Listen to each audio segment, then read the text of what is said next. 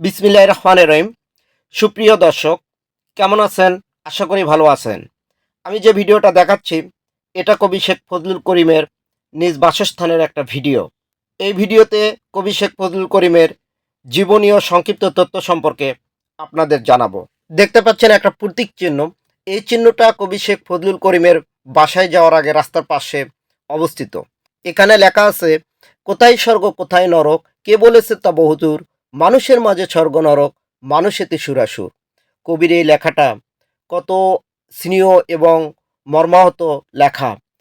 এই লেখা আপনি যখন নিজেই পড়বেন তখন আপনার মনের ভিতরে উপলব্ধি হবে আপনার চলার পথে কত ভুল ভ্রান্তি করে গেছেন, সব কিছু এই লেখার ভিতরই বিরাজমান আছে।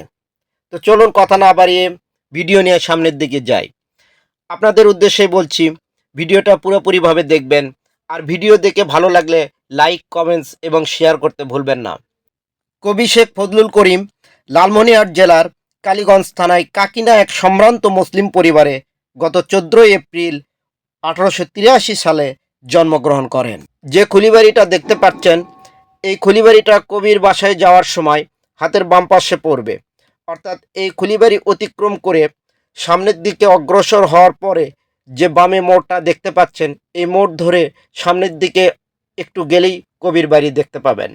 ডান পাশে যে পুকুরটা দেখতে পাচ্ছেন এটা কবিরই পুকুর।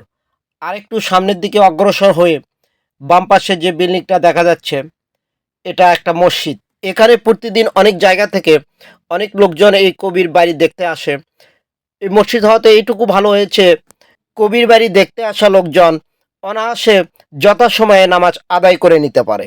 কবি পরলোক গমন করেন 28 সেপ্টেম্বর 1936 সালে। বিখ্যাত এই কবিকে দাফন করা হয়েছে কবির বাসভবনের সামনে পারিবারিক গোরস্থানে। তিনি জীবিত ছিলেন মাত্র 53 বছর বয়স। তিনি লেখালেখি শুরু করেন মাত্র 12 বছর বয়সে। এই বয়সে সরল পদ্য বিকাশ নামের একটি শিশু পাঠ্য কবিতার বই তিনি প্রকাশ করেন। সামনে যে গোরস্থানটা দেখতে পাচ্ছেন এটা কবির পারিবারিক গোরস্থান। এখানে কবির দাফন করা হয়েছে।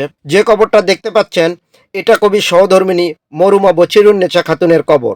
তিনি মৃত্যুবরণ করেন 10 নভেম্বর 1964 খ্রিস্টাব্দে।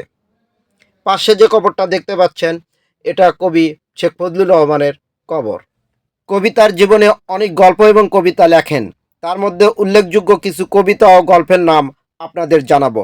সেগুলো হলো তৃষা, মানসিংহ, ইস্পাত ইসলামী, পরিত্রাণ, অগ্রবীণা বা ইসলাম চিত্র, লাইলি মজনু, মহিষ্য হরজত খাজা মঈনুদ্দিন চিস্তি রায়, ছোটদের কবিতা, চমচম, উচ্ছ্বাস, মাতারমণি, হারুনার রশিদ গল্প, বেহেস্তের ফুল, চাঁদ বিবি, ছেলেদের শেক্সপিয়ার ইত্যাদি। কবিতার বাসভবনে কাচারির ঘরে স্থাপন করেছিলেন একটি প্রিন্টিং প্রেস।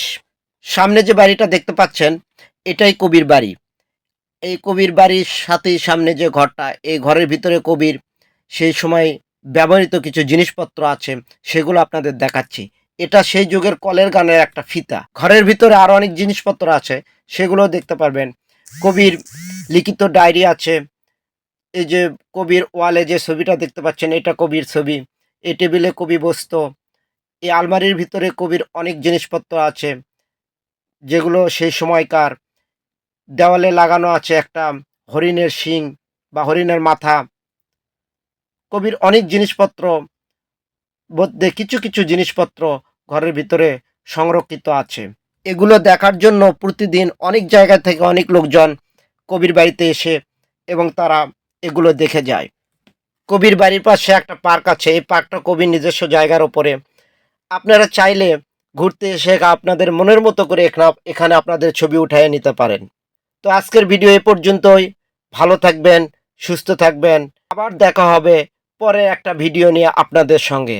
ধন্যবাদ।